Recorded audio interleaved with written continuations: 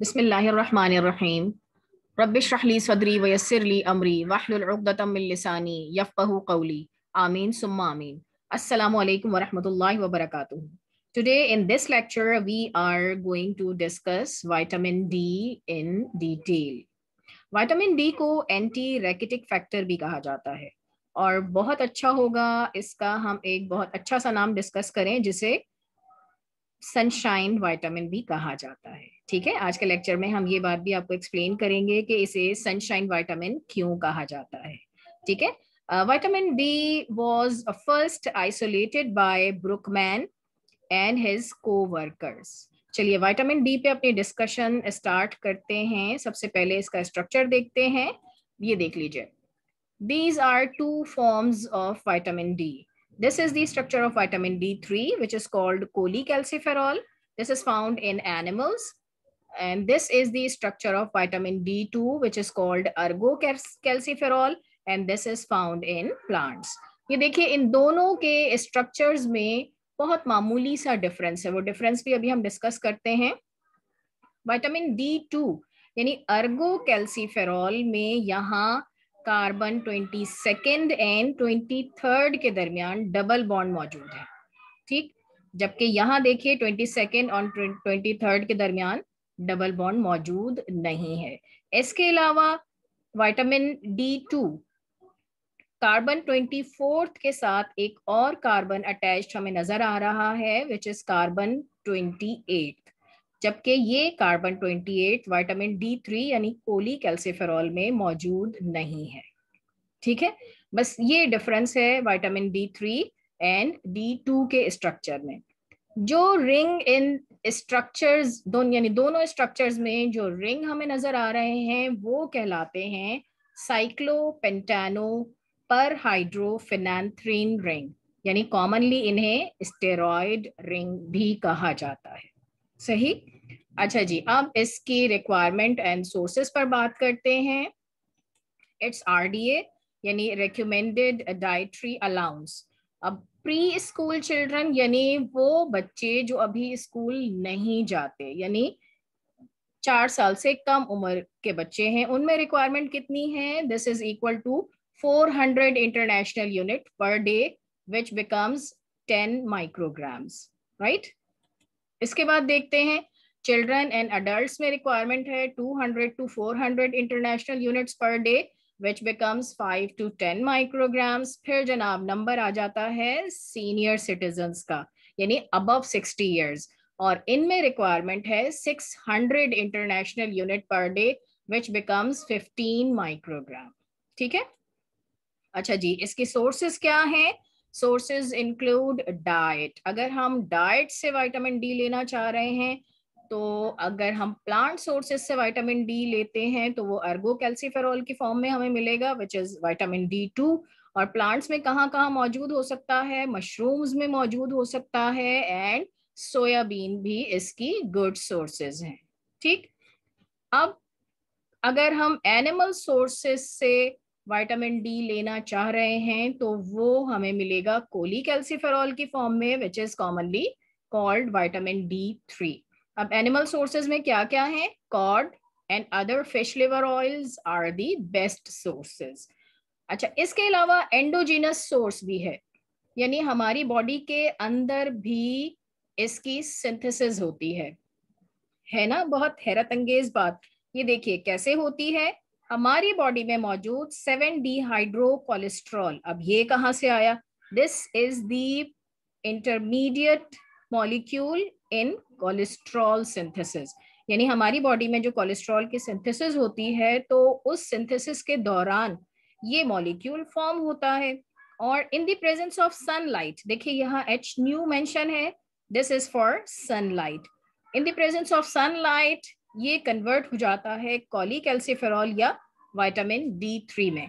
चलिए इसके सिंथेसिस को डिटेल में देख लेते हैं। This is the structure of seven dehydro cholesterol यानी प्रो विटामिन D3। ये देखिए प्रो विटामिन D3 ये क्या है? ये आपको इसका स्ट्रक्चर नजर आ रहा है। And in the presence of sunlight जब इसे थर्मल एनर्जी मिलती है तो ये कन्वर्ट हो जाता है विटामिन D3 यानी कोलीकैल्सिफेरॉल में। ठीक है। अच्छा जी, बहुत इंपॉर्टेंट होगा अगर हम विटामिन D3 की भी एक एक्टिव फॉर्म को डिस्कस करें। ये विटामिन D3 ये हमारी स्किन में रिएक्शन होता है और विटामिन D3 सिंथेसाइज हो जाता है। अब ये हमारी स्किन से पेनिट्रेट करता हुआ लिवर में पहुंचता है और लिवर में एक एंजाइम होता है विच इज कॉल्ड 25 हाइड्रोक्सिलेज। वो एंजाइम लिवर में मौजूद रहकर इसके 25th कार्बन पर एक हाइड्रोक्सिल ग्रुप अटैच कर देता है। ठीक है, तो अब ये बन जाता है 25 हाइड्रोक्सी कोली कैल्सीफेरॉल। ठीक है, ये रिएक्शन हमारे लिवर में होता है। इसके बाद लिवर से 25 हाइड्रोक्सी कोली कैल्सीफेरॉल पहुंचता है किडनी में, और किडनी में भी एक हाइड्रोक्सिलेज मौजूद होता है जो इसके कार्बन नंबर 1 पर, देखिए यहाँ कार्बन नंबर 1 नजर आ रहा है, इस कार्बन नंबर 1 पर भी एक OH ग्रुप अटैच कर देता है। अब इस मॉलिक्यूल की एक्टिव फॉर्म बन जाती है जिसका नाम है 125 डाइहाइड्रोक्सी कोली कैल्सीफेरॉल। इसका स्ट्रक्चर देख लेते हैं। ये देखिए, इसके फर्स्ट कार्बन पर भी OH लगा हुआ है और 25th कार्बन पर भी OH लगा हुआ है। 25th कार्बन का OH लिवर में अटैच हुआ और फर्स्ट कार्बन का OH किडनी में अटैच हुआ। ये मॉलिक्यूल कैल्सीट्रायोल या फिर 125 डाइहाइड्रोक्सी कोली कैल्सीफेरॉल कहलाता है। ठीक है, ये मॉलिक्यूल इंतहाई पोटेंट होता है, यानी विटामिन डी डेफिशिएंसी में इस मॉलिक्यूल की एडमिनिस्ट्रेशन एज ड्रग की जाती है और सिम्टम्स बहुत तेजी से क्योर होना शुरू हो जाते हैं। ठीक है, अच्छा जी, कैल्सीट्रायोल पर भी बात हो गई। अब बात कर लेते हैं विटामिन डी के फंक्शंस की। चलिए जी, इसका the main function of vitamin D is to maintain plasma calcium level by following ways. अच्छा जी, प्लाज्मा कैल्शियम लेवल किस तरह से ये मेंटेन करता है, इसके 3 तरीके होते हैं। सबसे पहले it increases calcium uptake by intestine. अब इंटेस्टाइन में कैल्शियम अपटेक ये कैसे बढ़ा देता है? It stimulates the synthesis of a specific calcium binding protein by intestinal epithelium। और ये प्रोटीन कैल्शियम को अपने साथ बाइंड करके कैल्शियम की एक्टिव ट्रांसपोर्ट कर देती है अक्रॉस द स्मॉल इंटेस्टाइन, यानी इंटेस्टाइन की वॉल से पेनिट्रेट करता हुआ ये कैल्शियम ब्लड स्ट्रीम में शामिल हो जाता है। ठीक है, अच्छा, इसके बाद अगला तरीका क्या आ जाता है प्लाज्मा कैल्शियम लेवल को मेंटेन करने का? It minimises loss of calcium by the kidney. It regulates the calcium level by reabsorbing calcium in the distal renal tubules of kidney. This also involves calcium binding protein. Third way है it stimulates bone resorption. देखिए, जब blood में calcium level अपनी normal range में होता है तो फिर बोन्स की ग्रोथ के लिए जो कैल्शियम चाहिए होता है वो ब्लड से बआसानी बोन्स की तरफ आ जाता है, and this process is called mineralisation. ठीक है, ब्लड में कैल्शियम आयनिक फॉर्म में होता है जबकि बोन में एंड टीथ में कैल्शियम अपनी मेटालिक फॉर्म में होता है। ठीक, तो ब्लड में अगर कैल्शियम की कॉन्सेंट्रेशन नॉर्मल रेंज में है तो फिर बोन्स भी स्ट्रॉन्ग रहती हैं। ठीक, इसके अलावा vitamin D acts as a coenzyme for alkaline organic phosphate esters, यानी एल्कलाइन ऑर्गेनिक फॉस्फेट ईस्टर्स की हाइड्रोलिसिस में जो एंजाइम अपना फंक्शन परफॉर्म करते हैं उनके साथ ये एज कोएंजाइम अपना रोल प्ले करता है, और हाइड्रोलिसिस के रिजल्ट में इनऑर्गेनिक फॉस्फेट एंड अल्कोहल बनते हैं, और ये इनऑर्गेनिक फॉस्फेट बोन मिनरलाइजेशन में वेरी इंपॉर्टेंट रोल प्ले करते हैं। Additionally, calcitriol is involved in insulin secretion, synthesis and secretion of thyroid hormone and parathyroid hormone. अच्छा जी, last function vitamin D is responsible for enamelling of the teeth. ठीक, अच्छा जी, इसके बाद हम बात करते हैं डेफिशिएंसी डिजीजेस की। यहाँ पर इसे डेफिशिएंसी को ए वाइटामिनोसिस से भी रिप्रेजेंट किया जाता है। तो इसमें सबसे इंपॉर्टेंट हमारे पास आ जाता है रिकेट्स।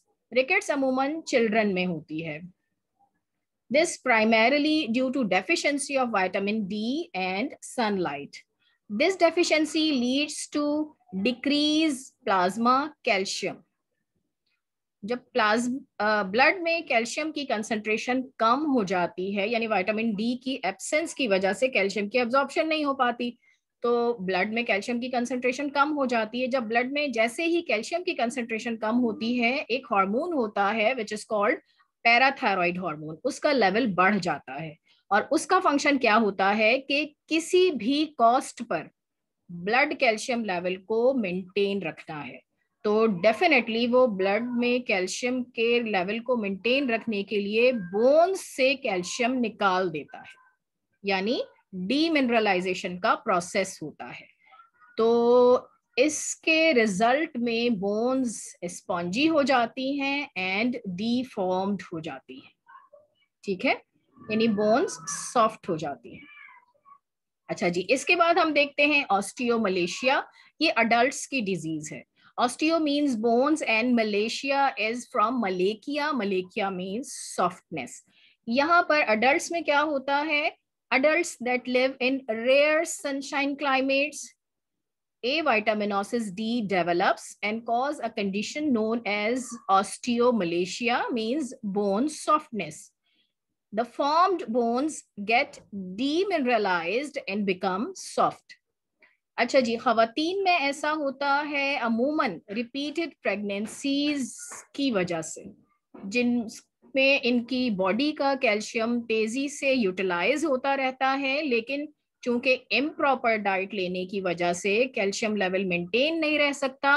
पैराथायरॉइड हार्मोन हर कॉस्ट पर ब्लड कैल्शियम लेवल को मेंटेन रखना चाहता है, लिहाजा बोन्स डीमिनरलाइजेशन के प्रोसेस से गुजरती हैं एंड सॉफ्ट हो जाती हैं। ठीक है, this disease is called osteomalacia. अच्छा जी, लास्ट में हम इसकी टॉक्सिसिटी पर बात करते हैं, यानी हाइपर विटामिनोसिस डी। अब इसके दो तरह के इफेक्ट्स हो सकते हैं। एक होता है इमीडिएट इफेक्ट।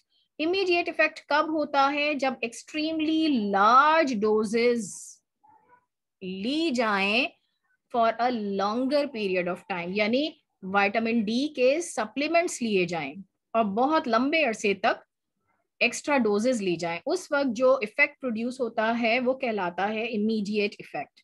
इसमें क्या हो सकता है? हाइपर कैल्सीमिया, यानी calcium increase concentration of calcium in blood. Hyperphosphataemia, increase phosphate concentration in blood. Anorexia, loss of appetite, nausea, vomiting and diarrhoea.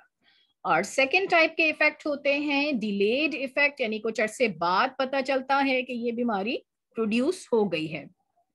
उसमें क्या हो सकता है? मेटास्टैटिक कैल्सिफिकेशन, किडनी में हो सकती है, आर्टरीज में हो सकती है, ब्रोंकाई में हो सकती है, इसके अलावा अदर टिश्यूज में भी पॉसिबल है।